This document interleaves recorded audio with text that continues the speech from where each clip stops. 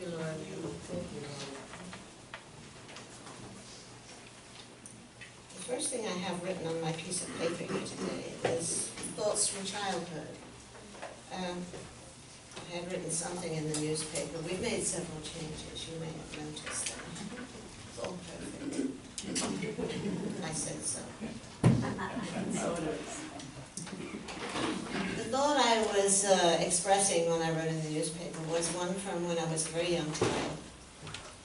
And for some reason, and I have no idea why, I thought that God was a little boy. And one day I asked my grandmother about God's blanket. I didn't have a blanket. Well, maybe I did, but I didn't have one that I used to hang on to. But I became aware as I could see through my bedroom window that the sky, which was full of little stars, I didn't know they were stars, but I decided that they were holes in God's blanket. And the light was shining through the blanket. What am I supposed to be doing? Test your mind. Test it? Just lift it up. Thank you. Okay. Better? Yeah. Okay. And at first she couldn't understand what I thought about God's blanket, and I said, well, some nights when I go to bed, it's light and dark and light and dark, and his blanket is all rumpled up. And then other times when I go to bed, it's kind of nice and smooth, and I can see the light in heaven through the holes in the blanket. So I know he's doing something up there, and I want to know what his mother does about him making holes in his blanket. And I told this little story to my daughter once, not long ago, and she had never heard it before, and she thought it was so funny. And I didn't think it was funny at all. I just realized how real my story was to me for all those years, even though I put them away for years ago. You know, I had never really cleaned it up and told myself the truth and moved on from there. It was just always God's blanket, and God was sure going to get in trouble because he'd made holes in his blanket. But now is now. And when you get a little bit older, you have to start changing the way you think about things so that they fit more with the reality of our own lives.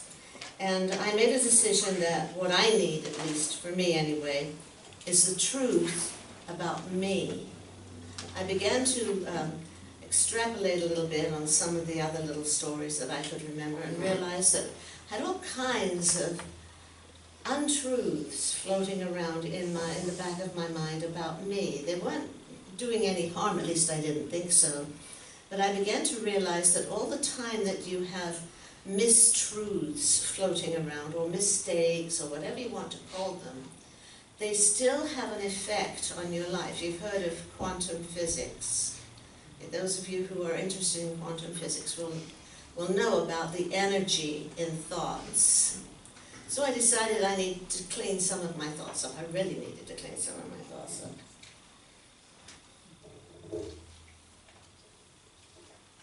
It's time for us to change into who we really are. Really are. Not the imaginary people that we take to work with us or have other things like that we want to attach onto ourselves, more as a protection, more as clothes, you know, that we wear different clothes for different jobs. We wear different hats when we're with different people. It's much more important as we get a little older that we speak the truth, and that's not always easy. It's not that we think we're lying about ourselves, but we're just saying things like, oh, I don't know, I'm getting so clumsy these days.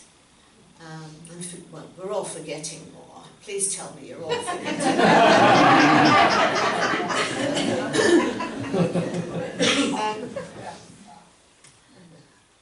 The truth is, and please, I am speaking to each and every one of you individually, even if you've never seen me before, I know this is the truth. The truth is, in my deepest personal belief system, I believe that every single person in this room is perfect. You have never been bad. Hear me. You have, I don't care what you think. You have never been bad. You see, my strong belief is that I am made in the image and likeness of God. My belief is that God is all there is. There's no hidey-hole corner I can go to get away from this divinity, this presence, this intelligence, this wisdom. It's everywhere I am. It is the truth of my being. I am a divine child of the greatest love that has ever been known in the world, in the universe. The greatest love. You are a child of that. You have never been bad. I don't care about what you think you've done. It was never bad enough to get you out of God. There is no escape. So, okay. The greatest love of all. So the silliest thing that I found recently that I have to face up to is a big fat lie. And that is that I am some kind of a superhero. I am. How many of you don't want to rescue a drowning child or do anything like that? We all want to do that. And we don't imagine that we will do it. At least we don't really want to do it. But I really want to do things that are none of my business. You ever been there? You ever been the superhero that's going to straighten out politics and do all these things, and you have other different words than they're using on television and those things like that. But my role in this understanding needs to be changed. And I really didn't know I was doing it. I was just always the person that was necessary to fix this, straighten that out, tidy this up. Oh, did you need some help? Don't worry, I'll take care of it, blah, blah, blah. I want to help, I want to help. So I think it was last Sunday in Cares and Sorrows, I popped up quickly to tell you about the two little dogs that we had taken and then had let go of. And there was my superhero. I actually took my shirt off and there was a big S tattooed on my chest. This lady, and I never met her, was seriously ill. She was, I don't need to mention her disease, but she was on her way out. And she had two little dogs. And we were looking for two little dogs. We've been trying to rescue dogs for a long time. And we did. We said, okay, this was an unknown person between us. And, don't you want two little dogs? I know somebody who's got two little. Can you take these two little dogs? This woman is dying, blah, blah, blah. Oh, bring them to me. Do you see this S on my chest? It's not always wise. You need to remember who you really are and what you're capable of doing. I did not know that these two little people were not house trained. There was no time to be told, oh my gosh, on the telephone, she's had another stroke, another seizure, and she's in the hospital again. Can we please bring the dogs tonight? All right. So there they were, blankets, bowls, food, you name it. Okay, this is a job for love. I am superhero number one. For about 2 days. And then things began to fall apart a little bit, and I realized that I really had bitten off more than I could chew, but I'm a superhero, I can do this. This is what superheroes do. They save the world. Never mind, it was none of my business. Well, it didn't get better. We tried, and told that it's almost impossible to retrain unhousebroken dogs of being unhousebroken. They are not interested in learning that new trick. Then we kept the dog for, I forget how long we had them, 3-4 weeks, something like that. And my relationship with my husband was going down the toilet. With all the newly harvested poop. And so I decided that I'm going to take off my superhero jacket or whatever and talk to my husband about what are we going to do about this. And decided that we would go out to breakfast, have a very nice long cup of coffee and talk this over. And on the way to the restaurant, I said to my husband, I want to turn in there. And it was a restaurant, again, of the young lady who had first called us and told us about the 2 dogs. And I marched in with my husband sitting in the car, you know, what's she going to do this time? And I went in and I said to the waitress, this isn't working out for us. And she said, oh. I said, so I have come in here this morning to ask you how your friend is doing. She's doing wonderfully. She hasn't been back in the hospital since we saw you. Hello. I said, well, how well is she doing? She's doing very well. I said, would she be interested in having her dogs back? Oh, yes. She said, she gave me all the reasons why, and there would be other people, and la la la. So I left, and my husband was sitting out in the car with his eyes wide, waiting for it to hit. And of course, he was so happy when I told him. Here's the point about all of this. God rescued me.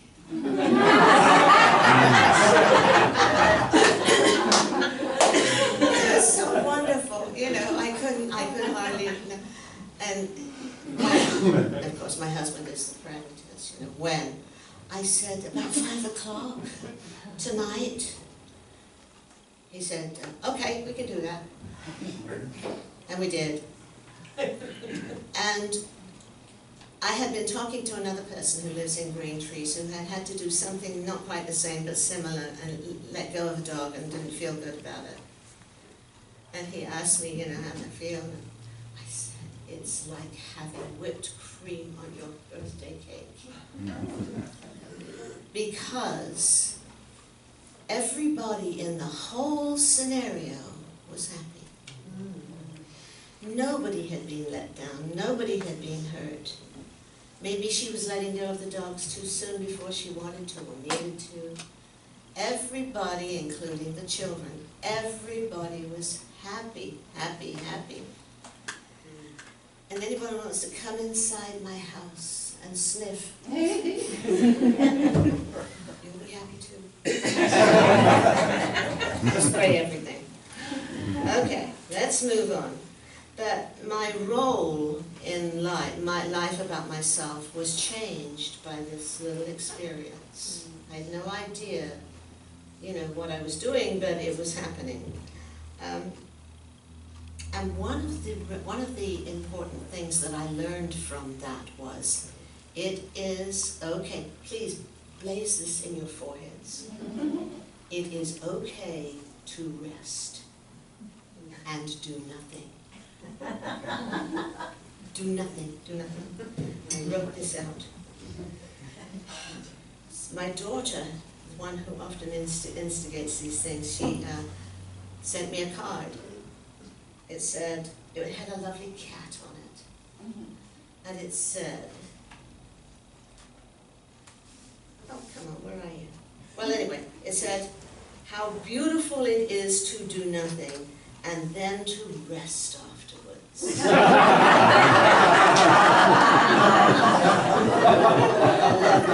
that. And I tried for the longest time to hunt that down. Who said that?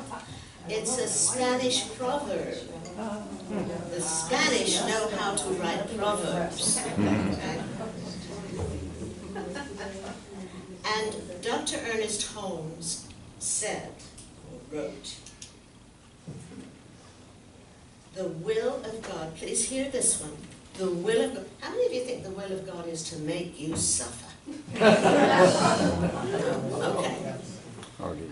How many of you think the will of God is that we be punished for the things we do? Oh, that's not so funny. That's interesting. What Dr. Holmes says is, and this is the truth, the will of God is always toward that which expresses life and happiness. That's the will of God. Anytime you hear people saying, oh, it must be the will of God. It must be the will of God. Rubbish. Rubbish, come on. If you look at the world from the beginning of time, what we know of it, it has all been a continuous continuum of expression, greater, more, learning, understanding, loving, growing, prospering, being healed. All of this is very slow over the centuries. It has always been for the good, for the very best. Okay? So my new dogs, or my no longer new dogs, taught me a wonderful lesson. That everything, if you will go with it, helps you to make things better. But you don't have to be a superhero. Back to quantum physics, all thought is energy. And here's how I've been able to tie these things together. If you can't figure it out, work on it a little bit, you'll get there. Quantum physics is, the idea is that in everything is energy. And when we think, we move that energy. Quantum physics is unformed energy, unformed wisdom, all of those things. When we think upon things, that energy begins to collapse and take form in particles and things like that. And that forming energy becomes your life. What you think about takes form in your life. Now, you may not always see the connection, but that's the truth, scientific truth, not just a religious truth, a scientific truth that the energy of the universe, of which I don't pretend to understand a whole lot, but I do know that it is that which takes form as our lives for us, as we think. And I wrote down a quotation somewhere. Oh yes, Abraham Hicks. What do you spend your time worrying about? Anybody here never worry? What are you worrying about? Do you know what you're doing as far as quantum physics are concerned? And you don't believe you can escape it, I suppose. Whatever we mostly think about, if we're worrying about our kids, or no money, no job, no place to live, where are you?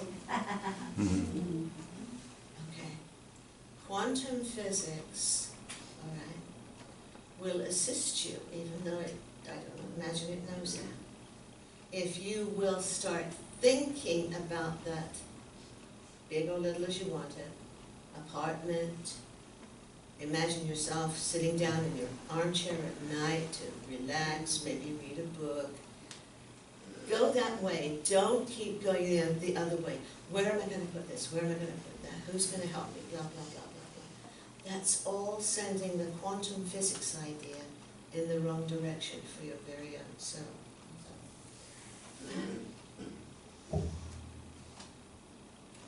Stevenson.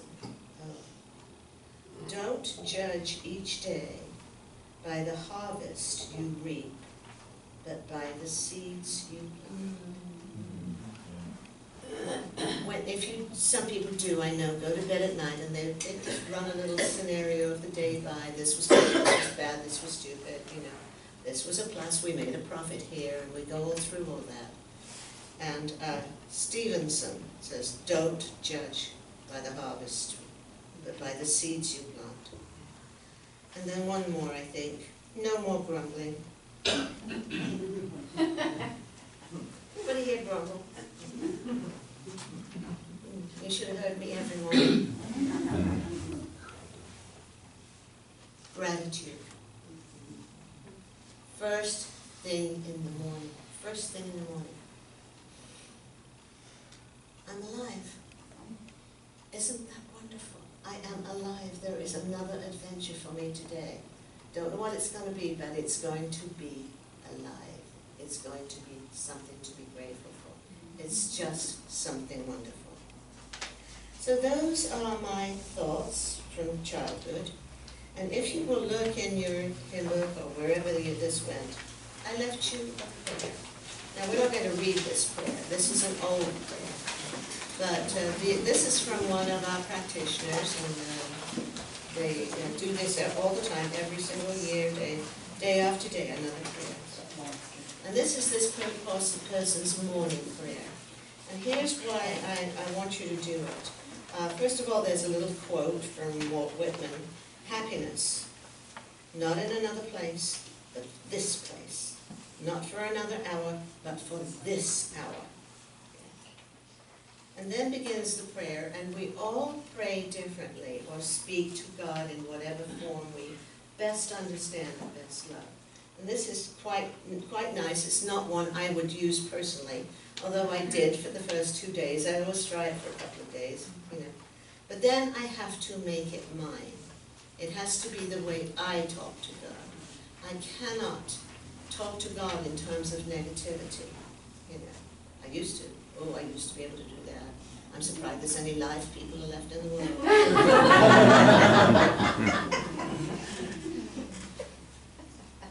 Paying attention to my words, I will think before I speak. All right. The point about it is this. Not everybody can or wants to pray when they get up in the morning. They don't feel like it. You know, they're a monster until they get their first cup of coffee. It doesn't matter whether God's listening or not. But what you want to do is go for the shortcut. I always go for the shortcut and let that work for me throughout the day. And I remember the shortcut throughout the day. And this particular one says, and you can read with me please, let's all share this together if you can find it. I am meant to be happy. With a heart filled with gratitude, I move through this day, accepting the happiness that is mine, as I consciously monitor my thoughts, words, and actions. You know, that's short enough and sweet enough to make your whole day a better day. And so it is. Done.